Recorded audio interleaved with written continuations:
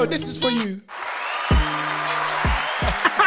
Right, and there is no one more better to give me a roundup on everything that goes on than my sister. The queen of boxing. Yeah, that's what you. That's what I've named you. Right, as simple as that. Oh, welcome. That is actually wow. Welcome to the Fight Is Right, Michelle. Thank you for having me. Yeah, man, it's good, Thanks man. for calling me, guys. Oh, come on, man. I see you living a big life. You're jet setting everywhere. If you're not here, I'm surprised that you're not be flying out. I'm surprised that you're not in Japan right now doing the Donaire Anui fight. Is that this weekend? You know what? I'm tired. I'm tired. You don't My look body tired. can only take listen, so much. sis, cut it out. What I say? Don't ever talk negative about yourself or ever talk things down about yourself because people are going to do that anyway, right? And I see you. We just FaceTimed you. You don't look tired to me. I'm just being honest. You don't look tired. If that's what tired looks like, I want to be tired 7 days of the week. You guys are funny. Thank you. God bless. As simple as that. Right, what's going on? You're at the big fights right now for over the weekend. Fill us in. Fill us in on the gossip, sis. Come on, man. I want to hear something. Yeah, I mean, literally this morning has been nothing but chaos. I've been running around trying to get these interviews. I finally got. I just wrapped up an interview with Dom Ingle and with Devin Haney, and Billy Joe had just walked out, but Billy and I have a sit-down interview for tomorrow, so I'm not even bothering getting one today. So it's just been, a hustle and bustle, just trying to get everything done in a timely manner because I got interviews with pretty much everybody on Monday, and I was like, yes, most of it's done. And then there was an error that took place in those interviews. So like it was, the lens was off and it was just all wrong. And I was like, I can't use these. I can't put those out. So now here I am trying to get everything all over again, which I will get because everyone's being very helpful. But it's just a matter of like long waiting around days. You know what I mean? Yes. So tell us about the Billy Joe. I don't really know nothing about his opponent. Do you know much about the Billy Joe's opponent? No, actually we don't. And it could be a good thing and a bad thing. I mean, as you know, the less you know, that you don't know what the hell you're getting yourself in for. That's correct. So I've asked everybody, like, what do you guys know of him? What can you tell me about him? And everyone's just saying, oh, he's a good fighter. And I'm like, okay, no one can break it down for me. So I don't know what to expect. And again, that could end up being a bad thing. That's As we've seen that a lot of guys, just because they don't have big names doesn't make them, not great fighters. So, and they're the ones that usually are wanting to prove themselves the most and pull off the upset. So we'll see. It's Bill's first title defense, and obviously we're hoping for the bigger fights in the coming months. Because I was even asking Dom about that. I was like, Billy's one of those fighters that he's just really good, isn't he? He's just too good almost. He's and some people don't like to watch him because they think that he's boring because he makes a fight look very one-sided. And so it's not, because it's not engaging, as in, not very many of his opponents can really hit him. It doesn't make for a, quote, exciting fight, but it's nonetheless a masterclass when you do watch him fight against these guys. But my question to Don was like, are you worried that the better he continues to look, the harder it is to make the fights against, Callum Smith, Canelo, Triple G, Andrade, the list goes on. Yes. And of course it's always a concern. So I'm curious to know what you guys think. Like, do you think that we're even going to get to see Billy fight someone? Well, I don't personally think that Billy should change for no one. He just has to keep being persistent, keep being himself, keep being Billy Joe Saunders. And, it'll come to a point kind of like how it was with Winky Wright. Winky Wright, remember Winky Wright, nobody wanted to fight with, nobody wanted to let him in the door, but he just stayed there. And then Andy was a southpaw. Just like Billy Joe. Ironically. And, in the end. It's funny you say that because everybody keeps mentioning Winky Wright when talking about Billy. You see? It's really funny you say that. And then, Shane Mosley made the mistake and let him through the door. Yep. And that was it, but he still didn't even get that much big fights after that. He did, man. What are you talking about? Yeah. He got loads of big fights. Okay, remember he went up, he fought Jermaine Taylor. Oh, yeah, got a draw against Jermaine Taylor. Yes. He got a very, very big payday against Bernard Hopkins. Yes. Catchweight fight as well. Bernard. You know what I mean? Bernard beat him on points. Yeah. But regardless of that, at the time when he beat Shane Mosley, he beat him twice. Yes. People seem to forget that. Yes. And then he beat Felix Trinidad twice. So yeah, I mean, I think, you know, Bill should just keep on being Billy Joe. And if he is as good as what I know he is and what everyone thinks he is, he's obviously doing something right or wrong that he can't get these fights. You understand? But eventually, you know, the door will have to open, because I think everybody will run out of options. And Billy's young enough to keep on hanging around and just being persistent. I mean, he's on a big platform now. Plus, it's important for the likes of us to continue to talk about these matchups, because we're the ones who really get the crowd talking about it. You know what I'm saying? It's like we're almost equally as responsible as they are in continuing to win and work their way up the ranks. Like, it's our responsibility to mention these, because then there becomes a demand from the crowd. Like, no, we want that fight. Look what happened when we could never get the Mayweather-Pacquiao fight. It got to a point where neither one of the guys could walk into like an arena where there's like they're attending a basketball event or a baseball event or whatever, where the other wasn't being chanted the other's name. You know what I'm saying? Yes. So it's like it has to get to that point, and we have to talk about those matchups and really get everybody interested in wanting to see them in order for it to happen. Otherwise, it will, if they can, especially today in today's generation, a lot of people do sort of set themselves up or in a position where they feel that they don't have to take on those fights if they don't want them. And I don't necessarily agree with that. I think that if you're a champion should be facing the champions. Obviously you have the mandatories and you have those for a reason, but nonetheless, they should be fighting each other. Like, no excuses. So have you seen anything of this Coceres, this guy who Billy's fighting? Because he's unbeaten. Yeah, he's unbeaten. He's got a draw on his record from Argentina. But I don't know. I'm like... One thing I can tell you about Argentina. They're tough. And they can swing. I mean, historically. So, you know, who knows? But I think, you know, Billy's such a smart fighter, though. The only thing is that it's in America. And a lot of British fighters don't realize the change from going from the UK to the US and fighting. It's a whole energy change. Yeah. You know, and I feel that even like with AJ, I feel that maybe he should have had a fight there before. He didn't fight before. That's the first time he fought in America, right? First time. So, you know, we'll see. It'll be interesting. Moving on to... No, but remember this. Before, I don't want to cut you. Okay. Remember, when Billy Joe, he fought Lemieux. Yes. Right? Oh, yeah. Is it possible you guys can talk a little louder? Because I don't know why, but I'm really struggling to hear. Can you hear me now? Is that better? Yeah, way better. Right, my apologies. Yeah. Thank you. Right. So when, like, the David Lemieux win, that was a very, very good win for me. And that was in Canada. That was in Canada. That's not America. Right. I know, but still, it was in Canada. But that was on the man's home ground. Yeah, that's true. I mean, I remember Canada's still North America. That's true. Right. So all the credit. Listen, Billy Joe is a very good fight. What's the talk about Canelo? Because I know you know. If anyone's gonna know, you're gonna know. What's happening with Billy and Canelo, or just Canelo? No, just Canelo. After that win over Kovalev, because Tunde was really thinking that Kovalev was gonna win that fight. Yes. Yeah, you know I mean, and so did Virgil Hunter. A lot of astute people thought that Kovalev was gonna win. I didn't. I thought Canelo was gonna win, but anyway, that don't. Neither here nor there.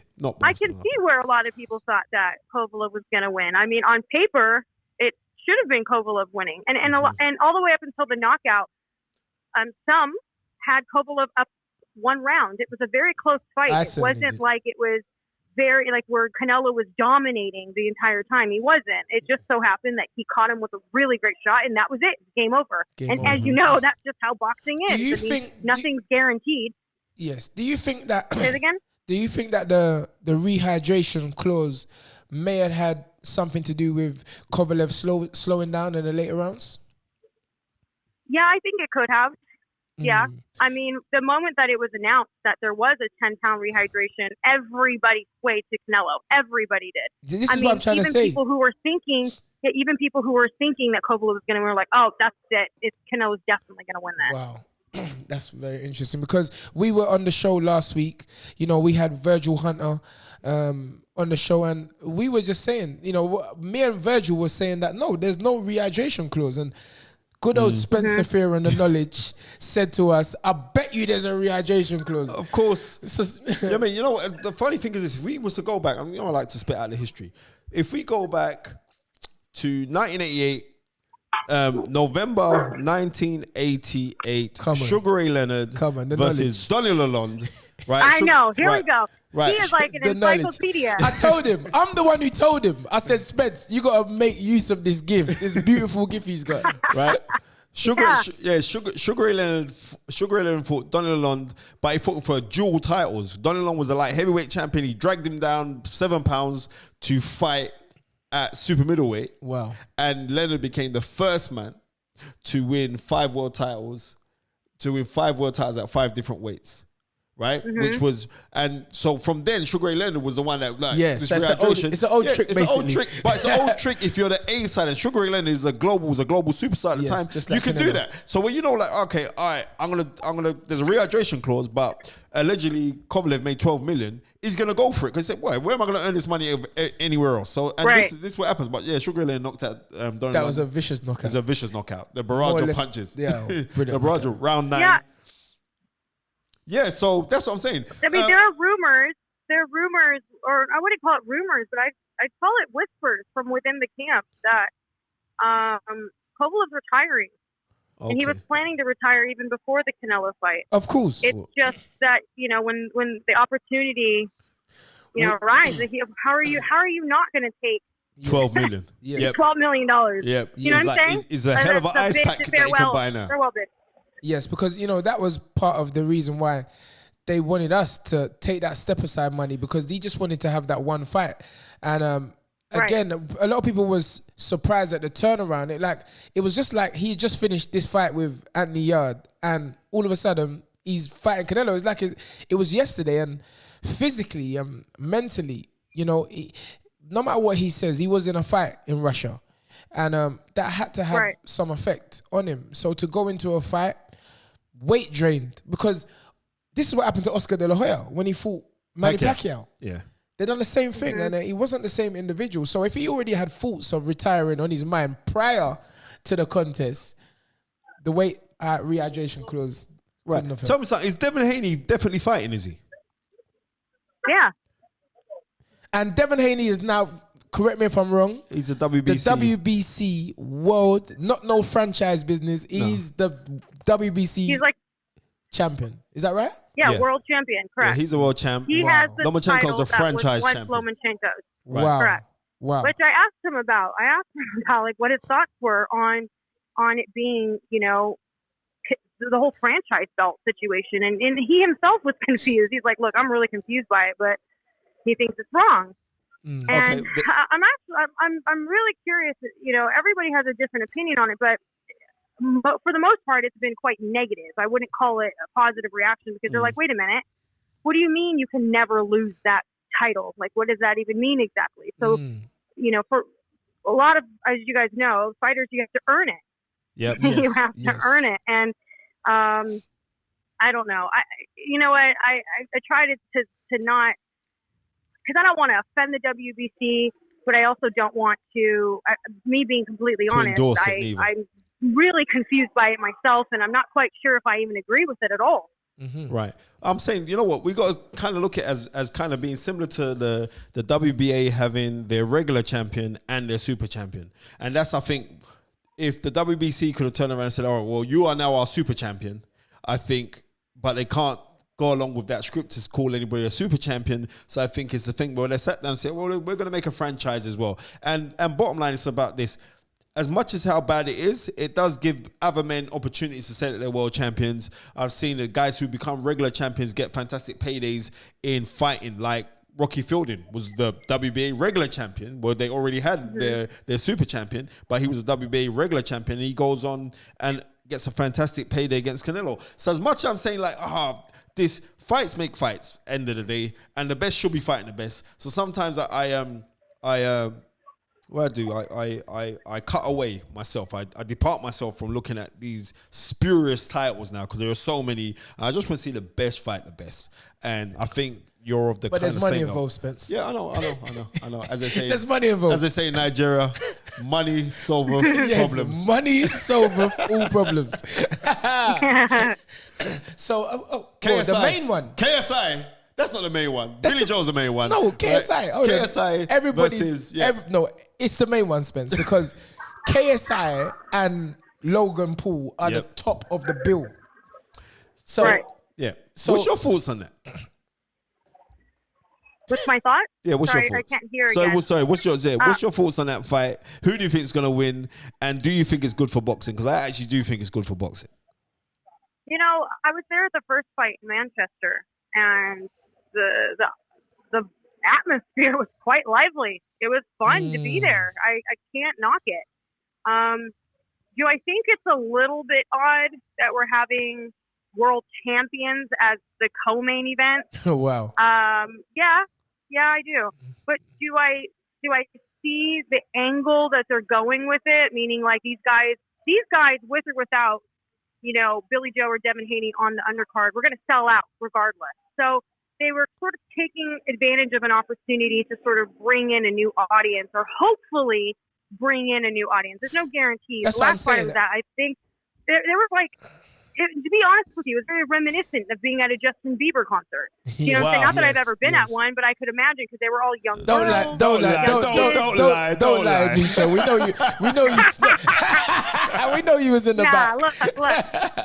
My day was in sync. All right, and I've been to several of them concerts. Don't get it twisted. I like them little teen bopper things. Let me say this. Nobody ever could touch Justin Timberlake.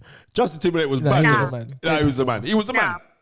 Come on. Michael Jackson to touch him. Yeah. No, for real. Come on. We bow to MJ. Come on. Now you're drawing out proper dub plates, man. You must think you're in a Saxon dance.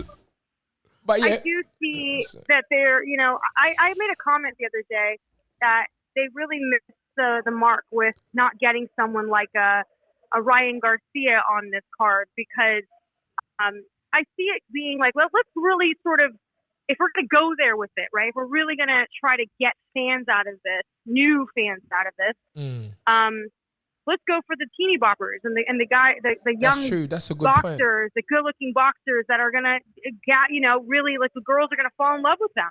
Devin Haney and Ryan Garcia and all those guys. Those are the guys you want on the undercard, because then you're going to get the little girls who get crushes, and all of a sudden they're wanting to watch every freaking fight that they can of this person because they have a crush on them. And I know that because when I was young, I had a crush on Oscar De La Hoya, and I would want to watch every single one of his fights because of that reason. So I know how it can work. That's great. So that's why we're getting you the promoter's license, and you can promote our next show.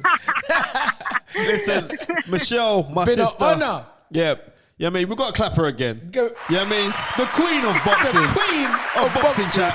She's the girl. She's the lady. She's the one. But you know, and she's our family. But you do know now all the female reporters are going to be on at us. They were like, I know. I thought we were the queen. But no, they're not. There's only one queen. There's only one queen. Michelle Joy Phelps. Thank you for coming on. Sis, keep on doing it. And I also got to say this. You know what? I'm so proud of you, sis. I've seen how you've just gone on with your career. And how you've just kept on persevering. And also, I like the fact that you pay homage to the people that helped you as well. Hold on, can I just say something? Yeah. I was always begging for Michelle to interview me. So I said, I'm going to interview her. So you see, listen, man, it all works out in the end. It all works out in the end. Seriously, I'm going to tell you again. Keep on doing what you're doing. I'm very proud of you, sis. You know you're my sister. You know what I mean? Just carry on doing what you're doing, all right? Take care. Thank you. I appreciate God bless. it. No problem. Thank you very much, Michelle. God bless you guys. Bye.